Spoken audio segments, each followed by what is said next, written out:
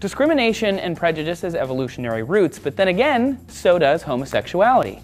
Research done in the 90s and early 2000s looked at sheep's sexual orientation, as they are some of the gayest animals in the animal kingdom. As many as 1 in 10 rams can be gay and will live exclusively gay lives with only male partners, even with fertile females around. The researchers believe they found a biological underpinning for homosexuality by studying these rams' hypothalamuses. Gay rams' hypothalami maybe was biologically different than straight rams.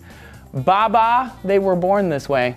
You know it. It's not just sheep. More than 450 vertebrates and more than 1,500 species overall engage in homosexual acts aplenty, illustrating that homosexuality isn't against nature, it's completely part of nature. Beetles, birds, bonobos, bats, dolphins, orangutans, macaques, and penguins. Dragonflies, albatross, dogs and cats, even lions all exhibit homosexual behavior. Yep, that mighty king of the jungle ain't afraid to engage in a little spooning, sporking, and even forking of the same sex. But why? Why would nature evolve something that seems counter to evolution?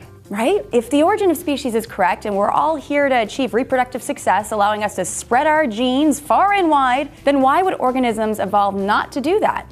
Science is still working on it. There are a number of theories, though. Female Japanese macaques were observed mounting each other even when suitable males are around, and they hypothesize it may be a way to climb the social ladder by becoming a dominant female in a social group and thus gaining influence and resources. Though other researchers claim that homosexual behavior could come down to something as simple as seeking pleasure.